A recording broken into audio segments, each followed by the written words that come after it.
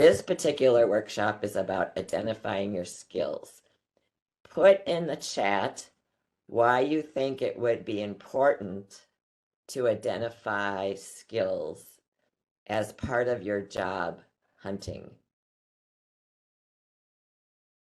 Why do you think it's important to identify your skills?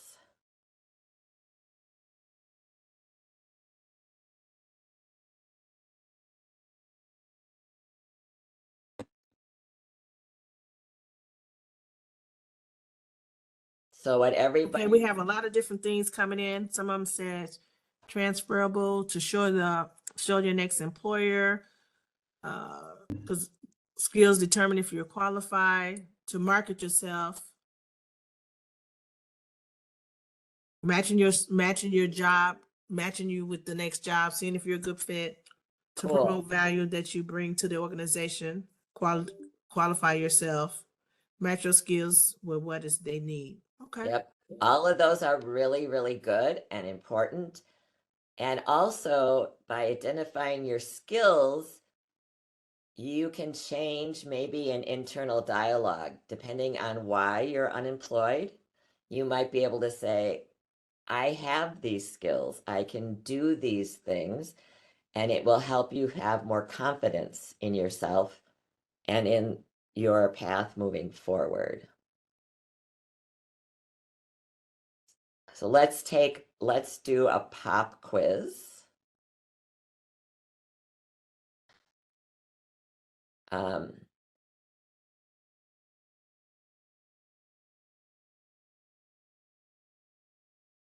What is a skill? How would you define a skill? Put that in the chat, please. How would you define a skill?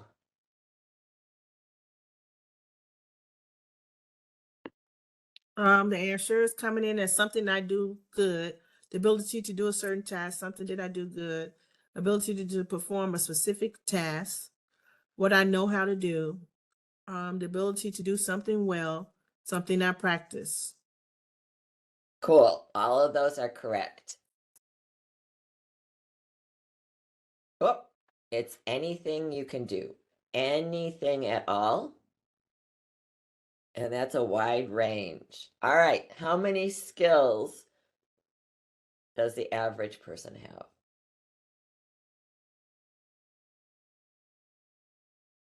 Okay, we have 10, 20, hundreds, 1,000. many, 500, unlimited, so many, endless. So I'm 25, gonna give this group a lot of credit. You're more enthusiastic than any other group I presented to. I love the answers. So technically, it's not unlimited. I can't do brain surgery. I wouldn't be able to work on bridge construction, but I probably have between 500 and 800 skills. Next question. Ooh, that didn't work out right. Hopefully you didn't see that. That was bad. All right, let's try that again. All right.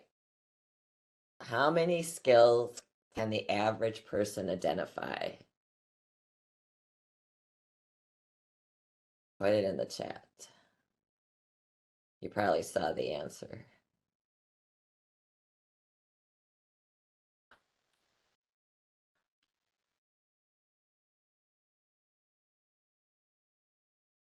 All right.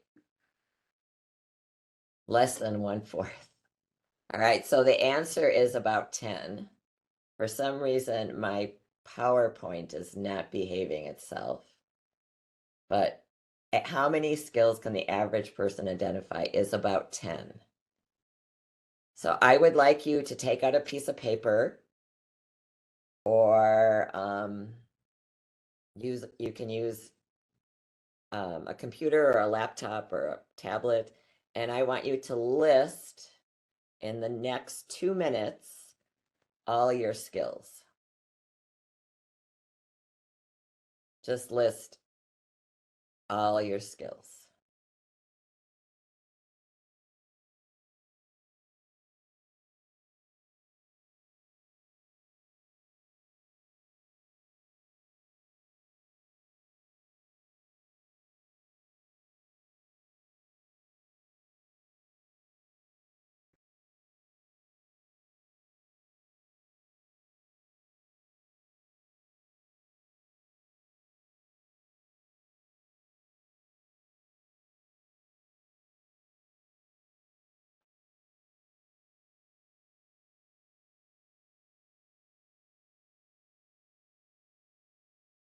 Okay, put in the chat how many skills that you identified. Count them up. And I know this is a limited time and some of you could go on for more, get more. Cool. I know, I only gave you a minute. Cool. Yeah.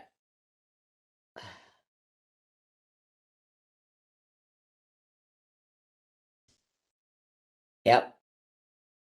So some of you went more than 10, some of you were less, but of course it was a time sensitive.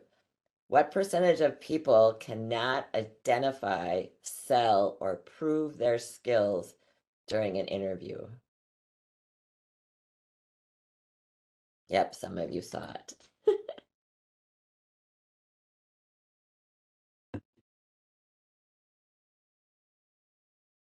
Yep, the answer is 80%. 80% of the people cannot identify, sell, or prove their skills during an interview.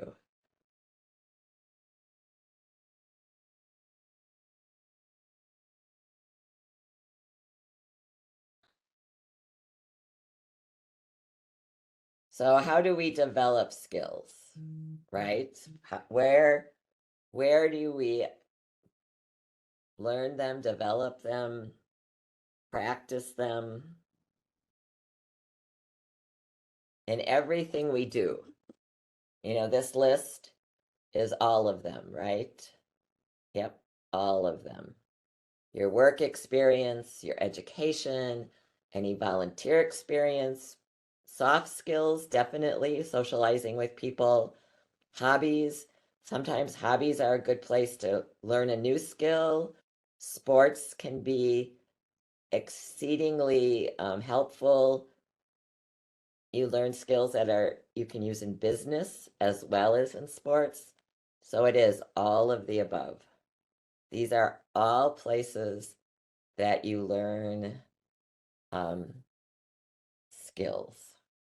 So after you've seen this list, I'm going to give you another 60 seconds to add more skills to your list. Okay, draw a line to what you have already there. And now for the next 60 seconds, add more skills. See if you can add more skills.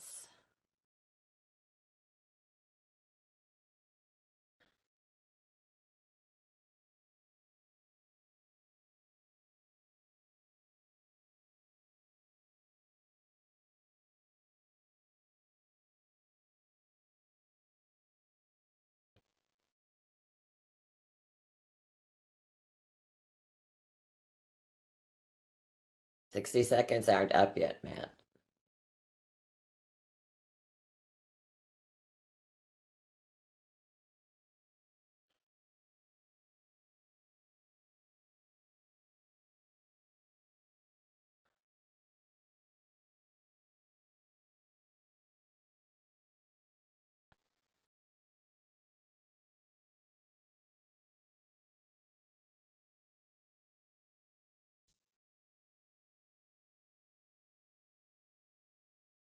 Okay, so now count up how many skills were you able to add? Put that in the chat.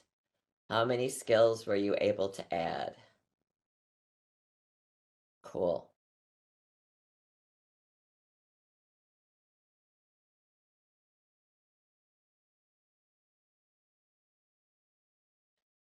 a fun exercise to do, we're not going to do it in this workshop, but afterwards is to look at each one of those skills and think about how you would let people know, like what story or example do you have that shows somebody else that you have that skill? And that will help you prep for interviews. So after the workshop, do that. All right. What type of skills are most important to employers? Well, they're soft skills, right? Yes, the STAR method. All right.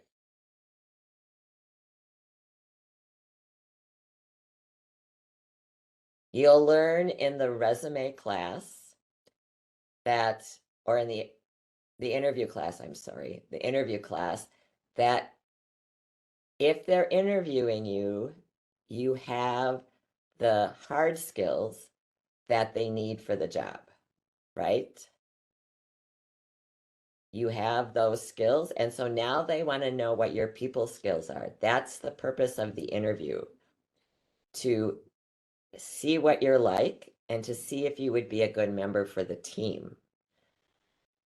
And that's where you need to sell those skills. I don't know why this is.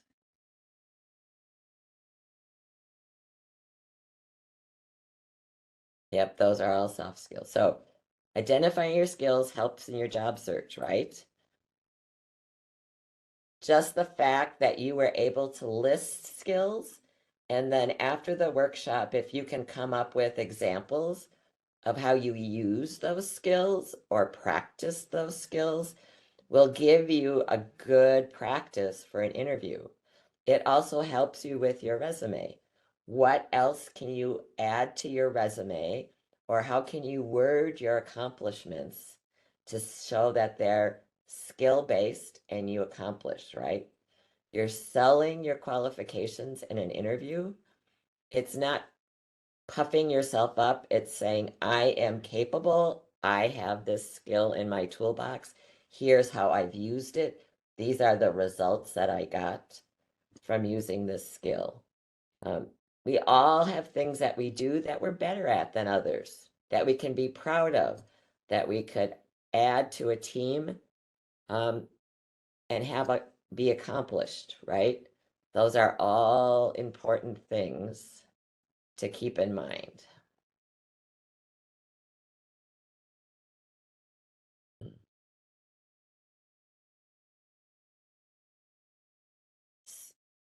So there are 3 types of skills, and some of you put stuff in the chat. There are soft skills. Those are the skills that you use to get along with others, to manage yourself, to work as a team. You will get the PowerPoint as a PDF, as a recording. You'll get the whole presentation. And then there are job skills that are specific to a job or an industry. They're like being able to do pivot tables on a spreadsheet, or make a PowerPoint presentation, or help somebody design a resume, and or do brain surgery. Those are all skills specific to a job or an industry. And then there's the transferable skills. And those are more important to people who are moving from one industry to another, but they're also important from moving from any job to another job, because not any company does something exactly like another company.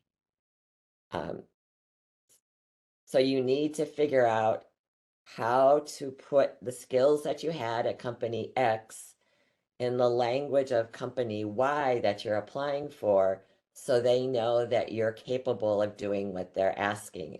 And that language you find in the job posting, on the company website, and any other research that you do about the company. So even if you're staying in the same industry, you're going to need to transfer skills from one area to the next. It's harder in a resume and a cover letter to communicate your soft skills. Those are things that you do better in a interview. You know, are you sincere? Can you be reliable? Are you flexible? How motivated are you? Those are all, what kind of energy level do you have or bring to the job? Those are all things that you communicate better in a interview than you would on paper, but there are still ways of communicating them in a cover letter or a resume. Are there any questions, Lana? Not yet. Okay.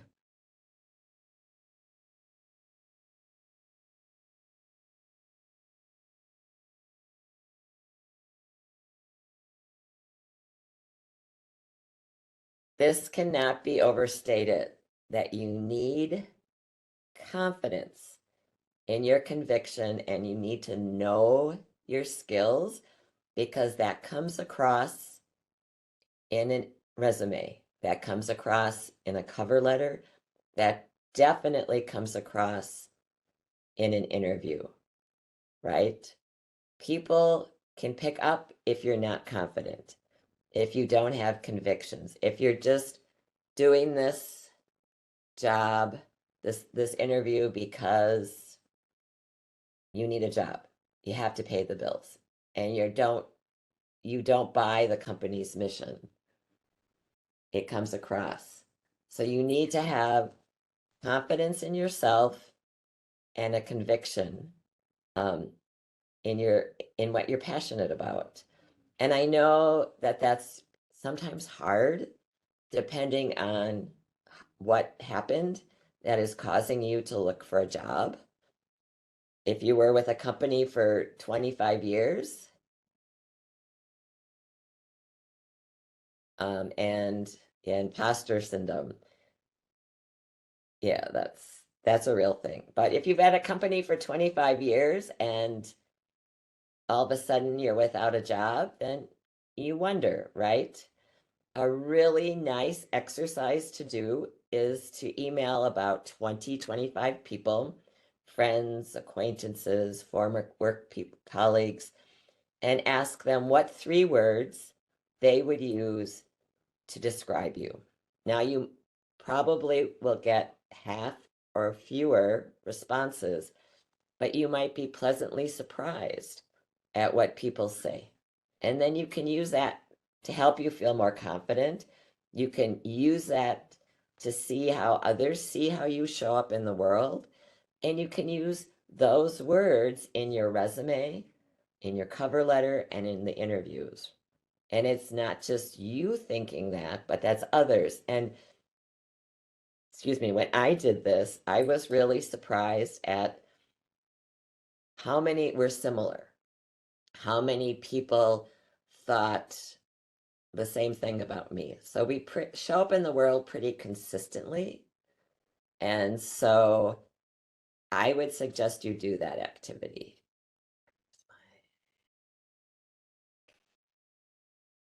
All right.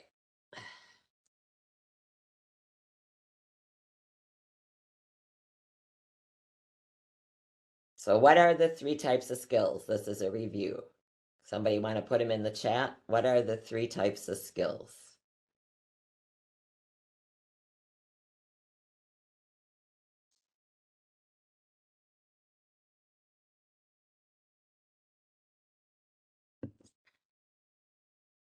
Cool. Soft, hard, transferable skills is coming in. Cool. All right. So why is it important that you identify your skills? Why is it important that you can identify your skills? Why even think about it?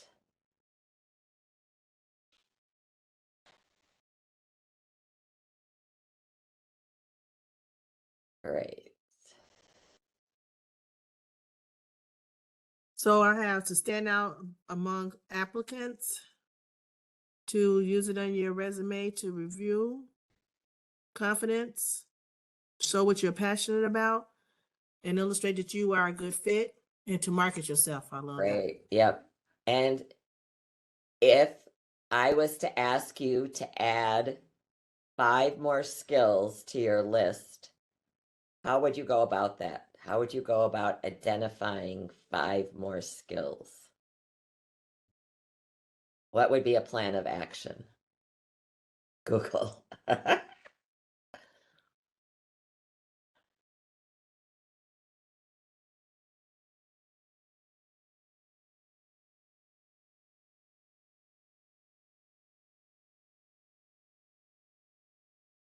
Cool. So Google isn't as far-fetched as you think. I would suggest Googling. Sometimes I help people with resumes where I know nothing about their jobs. And so I'll Google what skills are needed to be an X-ray technician. And Google will give you a list of skills. And that might be a good refresher to help you remember what skills you actually used in your job. So I think Google is an appropriate response. Yeah, good, great. Is there any questions about this part of, of the, also on careerforcemn.com, there's an interest assessment and a skill assessment. So if you're kind of wondering or would like more information, I would suggest taking those assessments on careerforcemn.com. And people are putting other resources in the quote. Okay, no other, are there any questions for this part? There is a direct question that would be an individual question, which is how do you sell your skills when you also have limitation due to dyslexia? And then I would recommend that that person reach out directly to Career Force so we can work with them individually for that. Correct. And just as an aside, I'm also dyslexic, so I understand those limitations, but they can be worked with. All right. So the application, it somehow could be daunting. In the first creative job search, we talked about getting organized for your job search. And it's really important to have a document that has your employment history going back 10 to 15 years. And not only what you have on your resume, but the address of the company, the name of your last supervisor. If they're not with the company and you can get a hold of a private email or phone number or the number that of the company that they would call, maybe HR, if that supervisor isn't there. And I would try to get not only the month and the year, but the month, date, and year that you started and that you end it to have on your spreadsheet, along with anybody that you could use at each company as a reference. So those are extra things that you're going to need. And yes, the salary would be a good thing to do. I know that that's a tricky thing to put on applications, but you need to know what you left making because it might or might not be a question. And if you have all this available in one spot, when you sit down in front of your computer or laptop or tablet, you won't have to hunt. Many job applications have a time limitation on them and they time out. And not all companies have a save feature on their applications. So when it times out, it disappears. All that information disappears if it's not submitted. So make sure that you have, however you organize your life, you have a document that has that information on it. And then you don't have to worry about making it up, right? It's very, very, very important when you're, yes, Lana?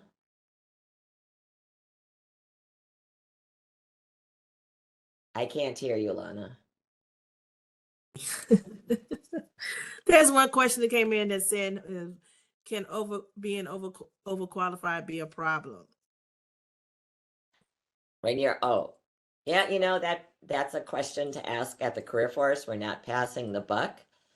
And overqualified is in the eyes of the beholder. And in the resume class, you'll learn how to tailor the resume that you submit for the job that you're applying for based on the job posting. So you never are obligated to say what all of your experience is.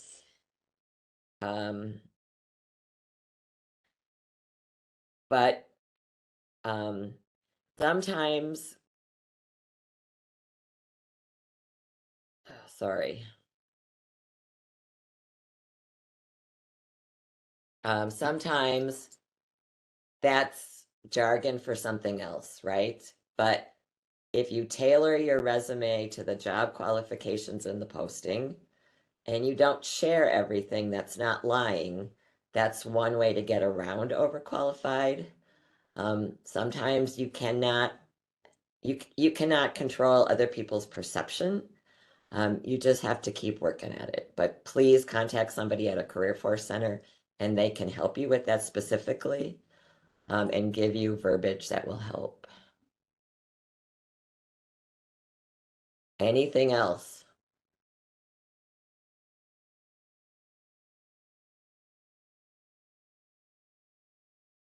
Lana? Yeah, that was another inquiry in here. Something about what about being unemployed on your own? And according to employers asking why, definitely would reach out to Career Force for that as well. And someone knowing if they can pull their skills from previous job, and the answer is yes, because we spoke about that, pulling the skills over. And then somebody asked, is it illegal to ask for the salary? And there was an answer in the chat, which indicated that it is in California, but not necessarily in all states, and that's accurate. And then somebody's asking about what happens if your previous employer was a jerk. You definitely want to reach out to Career Force. We need to help you work through that. Yeah. Before you go, Lana, I know the state of Lana, come back. I know yes, I'm here. I know that the state of Minnesota, when you apply for the state of Minnesota, they're no longer able to ask you about past. They can't base how much they pay you or offer you based on past employment history. Is that statewide or is that only for the state of Minnesota? I don't remember. Do you remember? I don't remember. That was something the governor just announced at the first of the year. Do you remember that?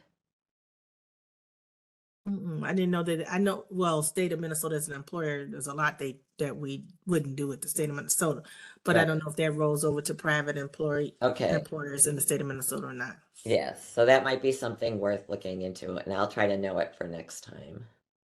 Okay, thanks. All right. You're welcome. Yeah. So also, when you're filling out applications, you'll learn that on your resume, you need keywords. Also, when you work on your application, you need to use keywords, and those are found in the posting. It's also a chance to sell your skills, but remember, a lot of times space is limited. And in many applications, it's not just the letters, but it's characters and spaces. Make sure you read everything and follow directions completely. Even if you've done 20 applications and you think, oh, I got this figured out, every application is different. Every application needs to be read as something new. Don't ever think that just because the last 10 have been the same, the 11th will be just like them, because that is a screening mechanism. You make a mistake on simple directions on an online application and they will toss your application. They won't read your resume. They won't find out how wonderful you are and how much you are just suited for this job to a T if you make a simple mistake. And that includes grammar, spelling, punctuation. So make sure everything you do is checked and you follow all directions. And just for the fun of it,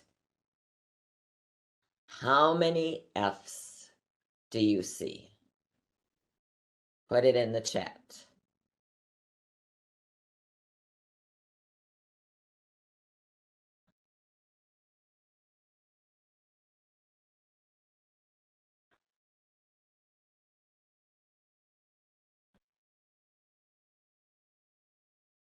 All right. So the answer is 6. A lot of times people don't see the F's in of. Oops, yes. So that's the importance of proofreading. And if we spend a lot of time with something like resumes and basic structure for cover letters, we become myopic and we do not see our own mistakes. So it's really important to get another eye on it. Also, if you're using Microsoft Word, there's a read out loud function in it. You highlight the space and ask the text and you ask Microsoft Word to read it out loud.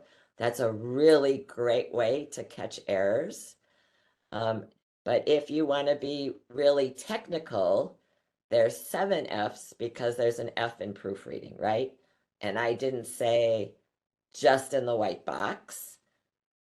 So sometimes you can push things, right? And be creative in how you explain or see things. All right, so somebody already brought this up, reasons for leaving, right? So you want to choose the best language possible.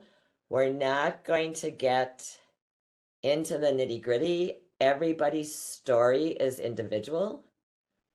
Everybody's story needs to be dealt with on an individual basis. And sometimes when we explain, it's hard not to bring in the emotion or the stress that occurred because we're unemployed. And I highly recommend that you talk to somebody at a career force to help you through that. But you don't want to say not my choice. You can say you were involuntarily separated. There was a layoff, downsizing. One of the jobs that I no longer have was because the owner retired and the person who bought the company only kept on the person who knew a very intricate and involved database. Everybody else was let go. So there are you don't want to say my choice that you left. You want to say you resigned or you voluntarily separated. These are just some suggestions. There are a lot of ways to be able to say it without saying, I left because my manager was a jerk, or I left because I was set up to fail, and now I'm looking for a job.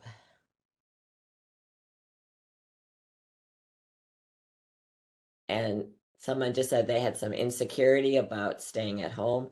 Staying at home is a job, right? The Career Force Center staff can help you. You can even put in domestic engineer if you want on your resume and list all the myriad of skills that you had being a domestic engineer, right? That's a viable option and it's a lot of work. It's one of those jobs that's not 8 hours, right? Right. So you never know. And you know what, I had going through college, I was a waitress and people, think, oh, that's nothing, right? That's one of those nothing jobs. But I learned a tremendous amount of skills that I use even now from being a waitress, how to deal with angry people, how to multitask, how to give great customer service, how to get orders in accurately, how to deliver the food warm, in a timely manner. All those things, if using the right vocabulary, convey awesome skills that are transferable, right? And if you need help, again, contact your career force.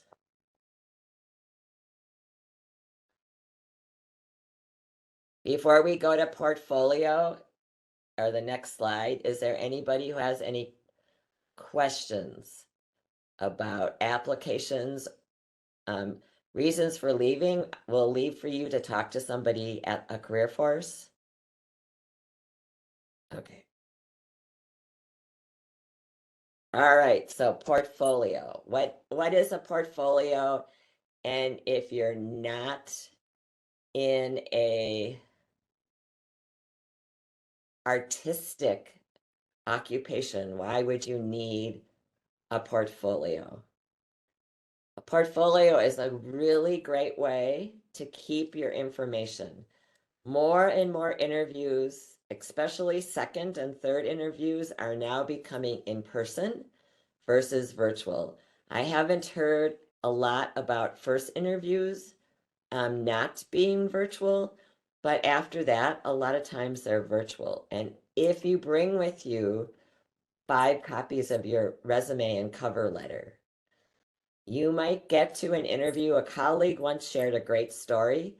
She said that she went for an interview and they said, "Oh, sorry, we're going to have to reschedule. Our copier and our internet is down. We weren't able to share your resume.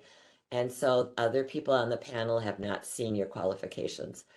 And she was able to say, "I have 5 copies here with me. Would that help?" Well, of course it helped. And of course she got the job. So that just shows that you're prepared. You should have your reference sheet, and it's not something you offer up. It's something that you have if needed, including letters of recommendation. You don't come into the interview saying, "I have these," but you have them just in case. Work samples, a lot of times we can't share specifically what we've done because it's proprietary information. But if you did an awesome spreadsheet that really helped organize information for the company, you can somehow show the bones of that without information. I would show a PowerPoint presentation that I did for the job group that I also helped co-facilitate. I would show flyers that I did for job fairs, or I would even show a sample of how I collect the information on the job fairs in order to report the statistics of what I do. So having, no matter what type of work you're in, some work samples, whatever that means for your occupation or the field or industry that you're going into, that's a really good thing to have. Also, if important, copies of certifications and licenses in case there's any doubt that you have those. It's a good thing to have. If you have an online portfolio, it would be good to have a QR code on a piece of paper that can take people directly to your portfolio if they want to see your work. It's really important that you come prepared to the interview and you have all the information that you think would be helpful to help you get the job and to sell what are you trying to sell, everybody? Put it in the chat. What are you trying to sell when you go to an interview?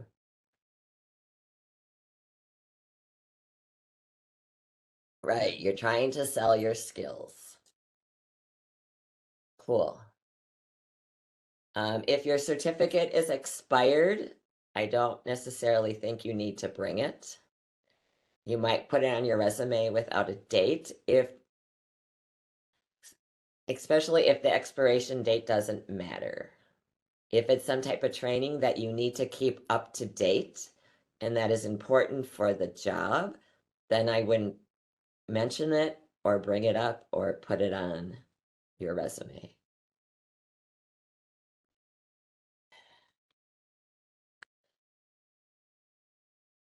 Branding is really important. Right. So you bring the cover letter with you to the job interview that you used when you submitted your application. So that it changes, and you might even have tweaks to your resume every time. And so it's the resume and cover letter in your portfolio that you use to apply for the job.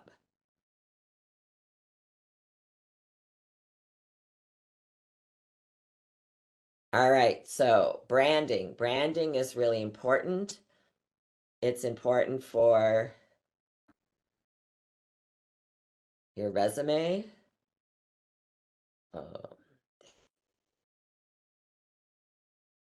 Sorry, issues with PowerPoint. All right. So you have a certain style that you've developed for your resume, a certain look. So branding means the appearance of an object. If you think of the soap aisle at your grocery store, each different brand of soap is presenting itself differently, from the text, from the font that is chosen for the bottle, to the color of the bottle, to the shape of the bottle, to the placement of the information on the bottle. Those are all choices. And by looking at the soap bottles, you can see how different companies have made different choices. So you make choices when you do your resume. You decide what font you're going to use. You decide where you're going to put information, what your margins are going to be, what kind of bullet points you're going to use. That's all branding, and you want that to be consistent across everything you do. So that includes your cover letter. So if you're John Smith and that's your resume, but that's the cover letter that you submit, you're not being consistent. You're not paying attention to details. What you want to do is brand your cover letter to match your resume. You also want to brand your reference list to match your resume and cover letter. And just an FYI, your resume and cover letter should be in a sans serif type. That's the type of font that doesn't have little wings on the letters, because that sans serif fonts are read more easily by applicant tracking systems. So make sure that you do that. Change your font style to sans serif type. All right, so we have 15 minutes for questions. Okay, perfect. One person asked earlier, they stated that they were not sending in cover letters with their resumes, and they want to know if that's hurting their chances. I don't know if it's hurting your chances or not. The default is always submit a cover letter, especially if they have the option to upload it. Research has shown that maybe 50% of employers read it. And if there's a choice between A and B candidate, they read the cover letters. But if nothing else, they check it off, right? You jump through that hoop. You sent a cover letter. And always, always, when you're applying for any type of government job, submit a cover letter. Because I know at the state, they read them. Okay. The next person asked, do many people cold call business to convince them that they need they're based on their skills? So They need them based upon their skills. say that again. I didn't. So somebody asked, do many people do cold calling to businesses to convince them that their skills are needed? I would probably say no, because just getting a number, even in the process of applying for a published job opening, they don't always have the numbers to what for where one can contact them. So Right. Job hunting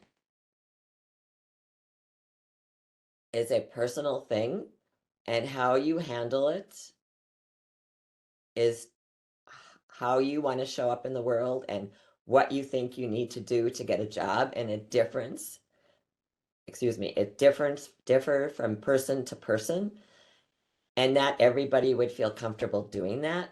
If you had a sales job and you felt comfortable doing that, then I would not recommend against it. If you're doing that and you're not getting results, then I would say it's probably better to rethink that strategy. But you never know. You never know. someone is asking, how do you explain would you been at a job for less than a year? I would talk to your career force office, and they can help you answer that. mm. Someone asked, how important is it to send a thank you note after the interview? Very, very, very, very important. Don't you agree, Lana? Yeah, I totally agree with sending a thank you note. The one reason is one, it's going to set you apart because everybody's not going to send a thank you note. And then more importantly, a thank you note is actually an opportunity to use as a marketing tool. What do I mean by that? Recalling what they definitely need from the interview, because they're kind of going to express what they need is, and then reaffirming to them in the thank you note that you are here to fulfill that need or that gap that they're trying to fill. So it gives you two things. One, to be thank you gives you it. Thank you works in all areas of your life, whether it's a job interview or anything else. And it does make room for more opportunities. I promise you. Even knowing what thank yous do, it still works on me. So yeah, definitely send a thank you, and then use that opportunity to remind them why you're the best candidate. Right. And for those of you who are technically challenged about doing a resume and a cover letter via word processing, go to your local library's website, and they often have online classes that you can take for free to help you learn more about Word, and formatting and layout. And there are really simple things you can do. I know that Hennepin County, I think Anoka County, and maybe a few others, if you go to their library webpage and go to online learning, you can do LinkedIn for Learning free if you enter it through the library. And LinkedIn for Learning has classes on Word, Excel, PowerPoint. And so those are ways to learn. And then you can add that skill to your resume.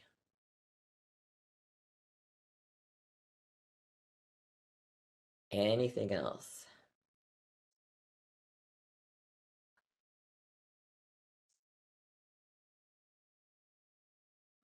No, I was just looking through the notes, and I mean not the notes, the chat, to see what else was in here.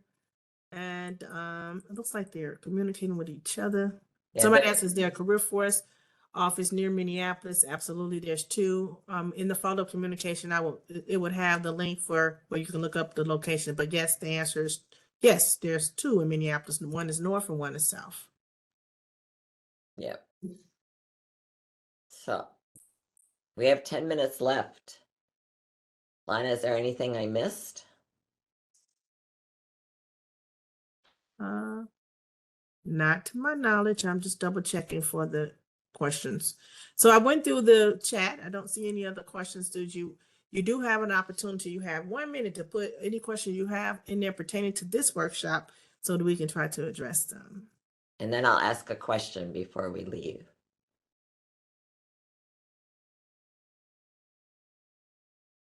They're thanking us. Hold All on, I see right. something says.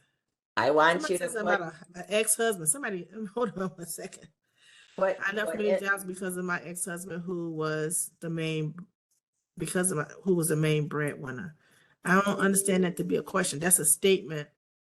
Why does it snow in April and not December? That's beyond my knowledge base. put in the chat one takeaway, one thing that you learned in this workshop that you feel will help you with your job search. Somebody is asking while they're doing that, how many references should we have? I would recommend 5 professional references. How many do you recommend, Sandra? Yeah, I think 3 would be the bare minimum. 5 is good. I think what's important is that the references that you list for each of the jobs that you're applying for can speak to the qualities that they're looking for in that job. So if you're working on a supervision situation, your references should be able to talk to how good of a supervisor you are, right?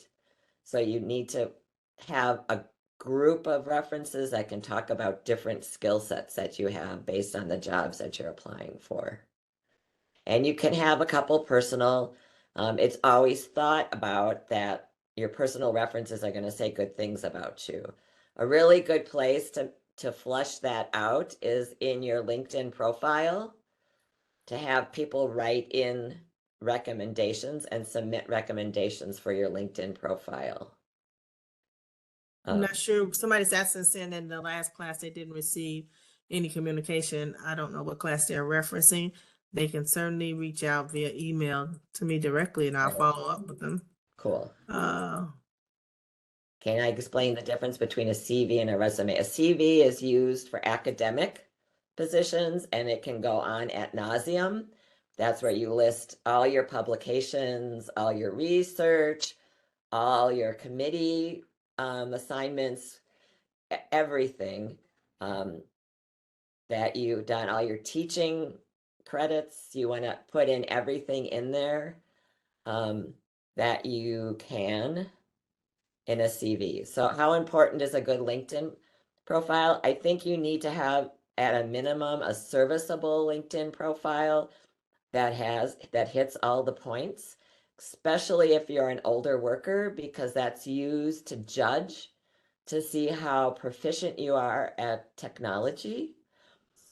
Other positions might need you to be more in depth and be actually showing that you're using the platform as well as having a good profile on LinkedIn.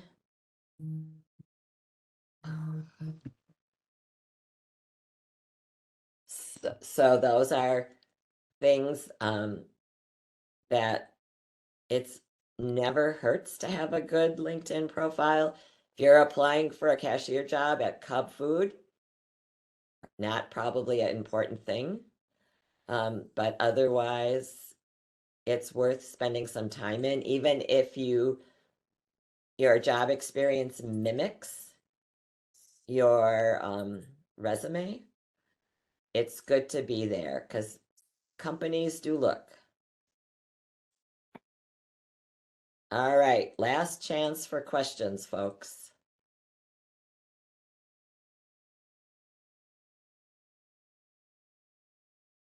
All right, so before you sign off and say goodbye, put what your top skill is in the chat.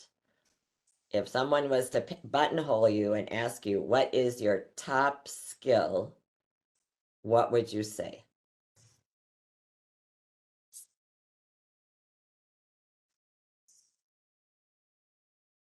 Nobody has a top skill. oh, they coming in. Dependable, hardworking, building relationships, communication, Cool. adaptability, organized, empathy, communication, relationship building, digital technology, communication, adaptable in any situation. Great. Amazing customer service. I like that they put amazing. All right. So it is coming in there. Empathy is really good depending on that field, especially if that's somebody in the medical field or work with children. Right. You can't just be like, don't care. Problem solving, people skills, Problem video solving. production, interpersonal skills, communication, research, management, problem solving. They all are answering. They're in there. Right. Awesome. Coaching, Awesome. reliable. Reliable is not a skill, it's a character, but okay. Thank you. Critical thinker, analytical, dig in and learn what is needed. That's Observant. tenacity. Yeah. not a skill. Problem solving, research and skills, strategic planning and change management, Good. people skills, willingness, efficiency, So, and so now observant. your assignment is to take that one skill that you posted or didn't post because you were too shy and come up with how you would prove that you have that skill. What example would you give to an employer if they asked you, what's your top skill and how did you demonstrate that? So right after you sign off here, sit down and write an example of how you would prove that you have that top skill. Okay? Remember, reach out to your career force offices. They're here. We're here to help you. And come to all the other creative job search workshops. Problem solving is a hard skill. So it's a work experience skill, not Right. soft. Right. All right, then. Well, thank you, everyone. Take care.